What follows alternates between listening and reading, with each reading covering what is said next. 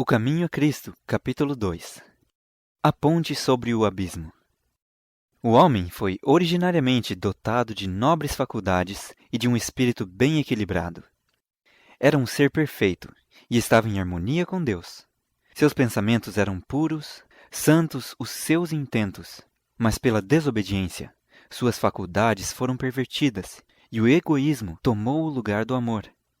Sua natureza tornou-se tão enfraquecida pela transgressão que lhe era impossível, em sua própria força, resistir ao poder do mal. Fez-se cativo de Satanás, e assim teria permanecido para sempre, se Deus não tivesse intervindo de modo especial. Era desígnio do tentador frustrar o plano divino quanto à criação do homem, e encher a terra de miséria e desolação. E todo este mal ele apontava como consequência da criação do homem por Deus. Em seu estado de inocência, mantinha o homem feliz comunhão com aquele em quem estão escondidos todos os tesouros da sabedoria e da ciência. Colossenses 2, 3. Depois de pecar, porém, já não podia encontrar alegria na santidade, e procurou esconder-se da presença de Deus. Tal é ainda hoje o estado do coração não convertido. Não está em harmonia com Deus, e não encontra prazer na comunhão com Ele. O pecador não poderia sentir-se feliz na presença de Deus. Esquivar-se-ia ao contato dos seres santos. Se lhe fosse permitido entrar no céu, este nenhuma alegria lhe proporcionaria. O espírito de abnegado amor que ali reina, onde cada coração reflete o infinito amor, não encontraria eco em sua alma. Seus pensamentos, seus interesses, seus motivos seriam bem diferentes dos que animam os imaculados habitantes dali. Seria uma nota discordante na melodia celeste. O céu ser-lhe-ia um lugar de suplícios. Almejaria ocultar-se daquele que ali é luz e centro de todas as alegrias. Não é um decreto arbitrário da parte de Deus que veda o céu aos ímpios. Estes são excluídos por sua própria inaptidão para dele participar. A glória de Deus ser-lhes-ia um fogo consumidor. Prefeririam a destruição para serem escondidos da face daquele que morreu para os redimir. É-nos impossível por nós mesmos escapar ao abismo do pecado em que estamos mergulhados. Nosso coração é ímpio e não o podemos transformar. Quem do imundo tirará o puro? Ninguém. Jó 14:4. A inclinação da carne é inimizade contra Deus, pois não é sujeita à lei de Deus, nem em verdade o pode ser. Romanos 8:7. A educação, a cultura, o exercício da vontade, o esforço humano, todos têm sua devida esfera de ação, mas neste caso são impotentes. Poderão levar a um procedimento exteriormente correto, mas não podem mudar o coração. São incapazes de purificar as fontes da vida. É preciso um poder que opere interiormente. Uma nova vida que proceda do alto, antes que os homens possam substituir o pecado pela santidade. Esse poder é Cristo. Sua graça, unicamente, é que pode avivar as amortecidas faculdades da alma e atraí-la a Deus, à santidade. Disse o Salvador: aquele que não nascer de novo, não receber um novo coração, novos desejos, propósitos e motivos que conduzam a uma nova vida, não pode ver o reino de Deus. João 3:3. A ideia de que basta desenvolvermos o bem que por natureza existe no homem é um erro fatal. O homem natural não compreende as coisas do Espírito de Deus, porque lhe parecem loucura, e não pode entendê-las porque elas se discernem espiritualmente. 1 Coríntios 2:14. Não te maravilhes de te ter dito: necessário vos é nascer de novo. João 3:7. Acerca de Cristo, diz a Escritura: nele estava a vida, e a vida era a luz dos homens. E nenhum outro nome há, dado entre os homens, pelo qual devamos ser salvos. Atos 4:12. Não basta percebermos a benignidade de Deus, vermos a benevolência, a ternura paternal de seu caráter. Não basta reconhecermos a sabedoria e justiça de sua lei. e que ela se baseia sobre o eterno princípio do amor. Paulo, o apóstolo, reconheceu tudo isto quando exclamou: "Consinto com a lei, que é boa. A lei é santa, e o mandamento, santo, justo e bom." Acrescentou, porém, na amargura de sua íntima angústia e desespero: "Mas eu sou carnal, vendido sob o pecado." Romanos 7:16, 12 e 14. Ansiava a pureza, a justiça, as quais era impotente para alcançar por si mesmo, e exclamou: "Miserável homem que eu sou! Quem me livrará do corpo desta morte?" Romanos 7:24. Tal é o brado que tem subido de corações oprimidos em todas as terras e em todos os tempos.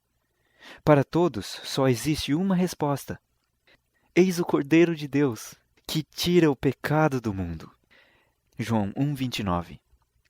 Muitas são as imagens pelas quais o Espírito de Deus tem procurado ilustrar essa verdade e torná-la clara às almas que suspiram por serem libertas do peso da culpa. Quando, depois de seu pecado de enganar a Esaú, Jacó fugiu do lar paterno, ficou abatido pela consciência da culpa. Solitário e desterrado como se achava, separado de tudo que lhe havia tornado preciosa a vida, o pensamento que acima de todos os outros lhe oprimia a alma era o temor de que seu pecado o alienara de Deus e de que fora rejeitado pelo céu. Com tristeza, deitou-se para repousar sobre a terra nua, tendo em volta de si apenas os solitários outeiros e sobre si o céu resplandecente de estrelas. Quando dormia, estranha luz lhe feriu a vista. Eis que, do plano que estava deitado, amplos e sombreados degraus pareciam erguer-se até às próprias portas do céu, e sobre eles anjos de Deus subiam e desciam. Enquanto da glória acima ouviu a voz de Deus em uma mensagem de conforto e esperança. Assim foi revelado a Jacó o que lhe podia satisfazer a necessidade e anseios da alma: um Salvador. Com alegria e gratidão, viu revelado um meio pelo qual ele, pecador, poderia ser restituído à comunhão com Deus.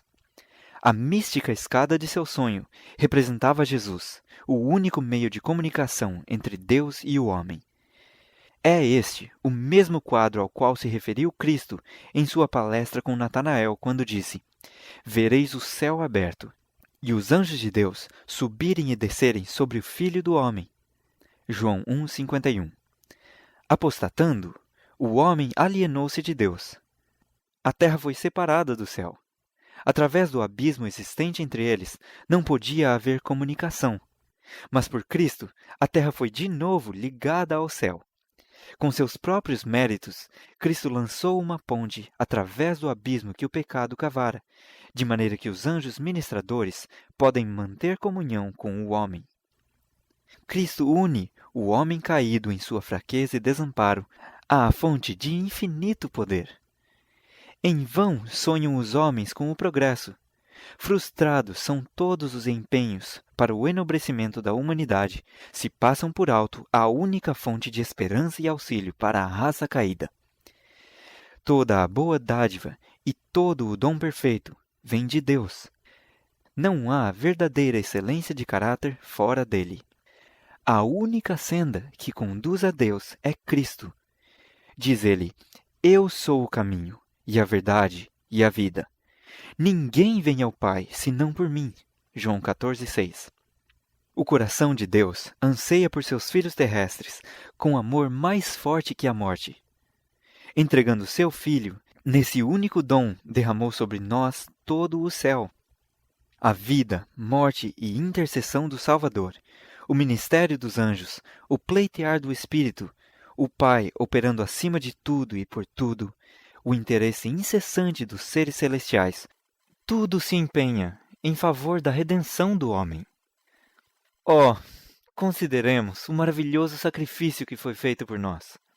Procuremos avaliar o esforço e energia que o céu dedica para reivindicar os perdidos e reconduzi-los ao lar paterno. Motivos mais fortes e instrumentos mais poderosos não poderiam jamais ser postos em operação. As excelentes recompensas de fazer o bem, a alegria do céu, a sociedade dos anjos, a comunhão e o amor de Deus e seu Filho, o enobrecimento e dilatação de todas as nossas faculdades através dos séculos da eternidade.